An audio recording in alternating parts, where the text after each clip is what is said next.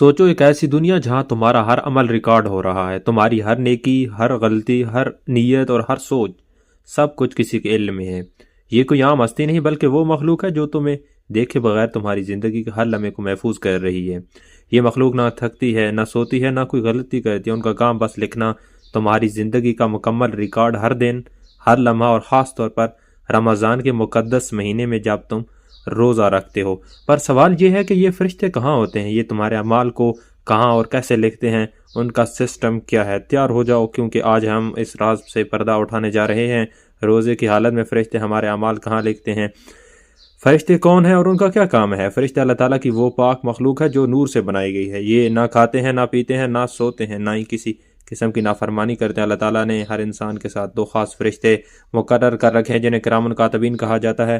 قرآن پاک میں ارشاد ہوتا ہے کہ بے شک تم پر نگہبان فرشتے مقرر ہیں اور معزز لکھنے والے، جو کچھ تم کرتے ہو وہ جانتے ہیں۔ رمضان وہ پاک مہینہ ہے جس میں اللہ تعالیٰ نے روزے فرض کیے، قرآن پاک نازل کیا، اس میں بے شمار برکتیں رکھی ہیں۔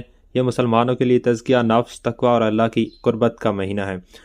اللہ تعالیٰ نے قرآن مجید میں فرمایا کہ ایمان والو، تم پر روزے فرض کیے گئے ہیں جیسے تم سے پہلے لوگوں پر فرض کیے گئے تھے، تاکہ تم متقی بن جاؤ۔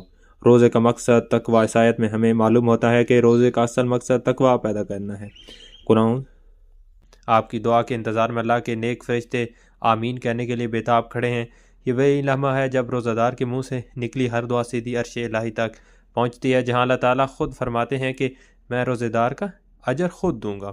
یہ کوئی عام لمحہ نہیں بلکہ یہ افطار کا وقت ہے۔ یہ وہ وقت، سنہری گھڑیاں ہیں جن میں اگر آپ ایک خاص عمل کر لیں تو اللہ آپ کی ہر دعا قبول کر لیتا ہے۔ آپ کی تمام حاجات پوری ہو سکتی ہیں، آپ کی تمام پریشانیاں دور ہو سکتی ہیں، آپ کی زندگی بدل سکتی ہے، آپ کے رزق میں وسعت آ سکتی ہے، آپ کے گناہ معاف ہو سکتے ہیں، آپ کے درجات بلند ہو سکتے ہیں۔ یہی وہ راز ہیں جسے بہت کم لوگ جانتے ہیں۔ یہی وہ عمل ہے جو نبی کریم صلی اللہ علیہ وسلم نے ہمیں سکھایا اور جسے اپنا کر صحابہ کرام کامیاب ہو گئے۔ اگر آپ بھی جاننا چاہتے ہیں کہ افطار کے وقت وہ ایک خاص کام کیا ہے جو کرنے سے ہر دعا قبول ہو جاتی ہے، تو آئیے اس راز سے آج پردہ اٹھاتے ہیں اور اس پر مکمل تفصیل کے ساتھ بات کرتے ہیں۔ افطار کے وقت دعاؤں کی قبولیت کی خاص کڑیاں۔ حدیث مبارکہ میں آتا ہے کہ 3 افراد کی دعا رد نہیں کی جاتی: عادل، حکمران، مظلوم اور روزہ دار کے افطار کے وقت کی دعا۔ یہ حدیث واضح کرتی ہے کہ افطار کے وقت دعا کرنا کوئی معمولی عمل نہیں بلکہ یہ وہ وقت ہے جب اللہ تعالیٰ خود اپنے بندوں کی طرح متوجہ ہوتے ہیں۔ اس لیے نبی کریم صلی اللہ علیہ وسلم کا طریقہ یہ تھا کہ آپ صلی اللہ علیہ وسلم افطار سے پہلے بعد میں خصوصی دعا کرتے تھے۔ حضرت عبداللہ بن عمر رضی اللہ تعالیٰ عنہ سے روایت ہے کہ